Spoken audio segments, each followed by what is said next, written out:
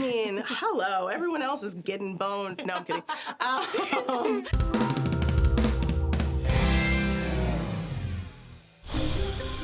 I feel really lucky to be here. I want to learn everything I can and bring the magic back to Maui. We are back for Yes. White Lotus Season 3, and Belinda's back, which Belinda's is back. just amazing. This time she's checking into a White Lotus resort. That's right. What can we expect from her return? Expect the unexpected. I mean, it's White Lotus after all. I think I'm excited for audiences to get to see more of her, her life at work, because she is there for work. You know, she's training, but she's also a guest. She's trying to figure out like how to be, right? How to be there in those two capacities, so. Last time we saw her, she was really heartbreakingly betrayed by Tanya. How does she sort of cope with that in the aftermath, and has that changed her as a person? How could it not, right? I think that like when you experience that level of perceived betrayal, you know, that it hurts. And I think she was incredibly vulnerable to put her hopes and dreams out there. And especially I think culturally, especially in the States, trusting someone who's in that power authority that, you know, doesn't look like Belinda. There's a natural kind of like cultural, you know, distrust. Like, is there something that can I count on this? And so there's a deep sort of feeling of hurt. And I think it's really beautiful to see this as a comeback, to put herself out there, to go to a different country, to step out of the shadows and be a guest at, you know, the resort. To me, speaks to, you know, her trying again. So it's same old Belinda, but some new, sort of some growth from her. I think that's the beauty of travel, right? You know, it's a place where you can audition a version of yourself, and you can take back home the parts that worked and leave the parts that didn't. And so I think it's really cool to use her as a lens to explore this environment. Old friends. Long-time friends, not old. What happens in Thailand stays in Thailand. Oh, what does that mean? It means we're not dead yet. Amen. We're finally getting the girls' trip treatment here. Yes! We've got you, you're playing Jacqueline, of course, and then Yeah. we've got Kate and Laurie too. Yes. What can we expect from the girls this season? Oh, it's so good. It's so juicy. It's really fun. I love that Mike finally brought in a storyline that represents the ladies, right? It's really exciting. And I think the catalyst for that was him kind of taking along on a girls' trip himself and sort of seeing the different dynamics. And so we get to see these three childhood best friends, you know, come together and reconnect after all these years. One of the things that Mike was eager to explore was the way in which women are conditioned to compare each other and to judge ourselves, and so that's something that we really lean into. With Carrie Coon's character, there's just a hint of jealousy there. Yeah, with regards to there's- Jacqueline. Yes, you Yeah. can start to see, you know, where the tension is, and it only gets bigger and greater. It's a wellness centre. You should get a facial. Rick, the lady in the airport thought you were my dad. Your character, Chelsea, is checking in with a slightly older, slightly grumpy boyfriend. What can you tell us about their relationship? I think it's going to surprise people. Okay. I think it's going to surprise people. That's where Mike is such a genius, because he gives you characters that are so easy to judge, but you can't judge them. Like, while you're playing them, you just have to be on their side. People are coming in and making observations about the relationship, and I'm like, interesting take there. I didn't see, but that's fun. That's really fun. I'm like, I want to hear everyone's opinions, but because I was just so in Chelsea's point of view that maybe I can't see it as clearly. But I think it will surprise people. She's sort of like a human decency check compared to all the other guests that are checking in at the Right. hotel.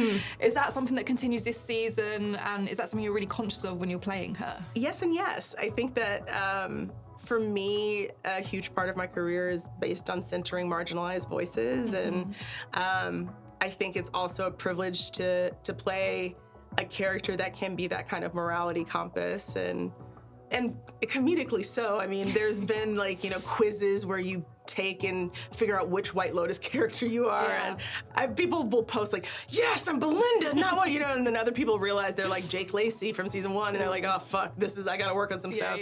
This season you get to see her flirt with that morality and sort of try to figure out how much of that is innate and how much of that is performative. And I think that's just a really cool kind of dance that you get to see this season. And I think it's safe to say you have some cracking lines in this series. Like, she brings the comedy factor, don't you think?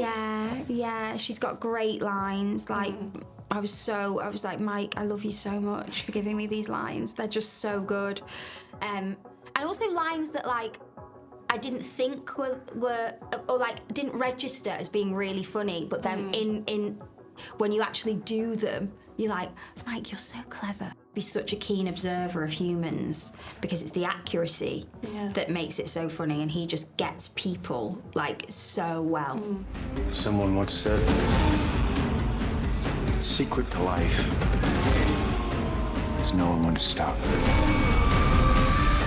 And this season, the themes have been teased as death and spirituality. Ooh, yes. How did your character sort of tie in with that? It's really confronting for our characters to, it's very light and dark, you know? It's kind of taking kind of like the shiny and shallow of the Western culture and confronting it with like the heaviness and the lightness and the darkness of Thailand. And so these characters all go on a very windy journey. Is she gonna have some sort of like spiritual journey or experience in this season? I think Chelsea's on a constant spiritual experience. Like, that's why I love her so much, because I think she's just so, she's not concerned with optics. Like, it's not ego. She just wants to live her life. She just wants experiences. What I love about her is that people are kind of like eye roll about her at the beginning, underestimate her. Like, well, Rick is. I say people, Rick is.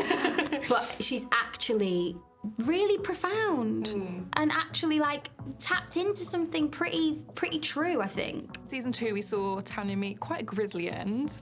Does Belinda know what's happened to her former friend? I can't speak to that, but what I can say is that the spirit of Tanya, even if it isn't scripted, it's in her. You know, she was so incredibly impacted by this exchange with this woman, who she genuinely cared for and like really wanted to help. And so it can be triggering to be in a situation where you're now sitting, you know, right next to, you know, a guest that has the potential to hurt you in the same way. So I think audiences are gonna worry for her and root for her. Yeah. You film it on a hotel, yes, but you're in a hotel and acting in a hotel. 100%. It's a little bit meta. How does that feel? It's so meta. It's so meta. It's crazy. I mean, some days you're literally like, you can't go to the pool today because we're shooting at the pool, you know? We're eating there, we're sleeping there, we're hanging out there. And it led us to really form deep bonds and connections. You know, we were each other's support system for over 6 months. It was really special. Go big or go home, right? In a goddamn body bag. And then season 3 also introduces your son, Zion. What can you tell us about their relationship? I think it's really cool to play a mother of a son that's in adulthood, you know, and me personally, I had to figure out a new relationship with my parents when I was an adult. It's just like, oh, okay, they're real people and they're human, and they, you know, humans make mistakes. And I think we see that kind of relationship burgeoning of just like, you know, them learning each other in this new way because he's been away at grad school. And so to see him as an adult and for her to give him a little bit of space in this environment, I think is pretty fun. She strikes up a friendship with someone who seems to be in a similar sort of situation to ourselves. Can you tease a little bit about that relationship? Yeah, so I loved when I found out that Chelsea had a best friend that she makes on the holiday, because I was obsessed with Mia and Lucia. Oh, yes, and okay. From season 2, so I hoped that I would have a little pair with a girl. Yeah, she kind of meets Chloe, and she's just got that thing of like, wow. You know, like, she's just like, this is the coolest girl I've ever met in my life. And it's like instant friendship romance. She just sees every person as like someone that she could have a great time with and learn from. Apart from Saxon, Patrick's character, who she's like, go away. But like with Chloe, she's just like, it's straight away like friendship romance. Yeah. But they have a really interesting journey together.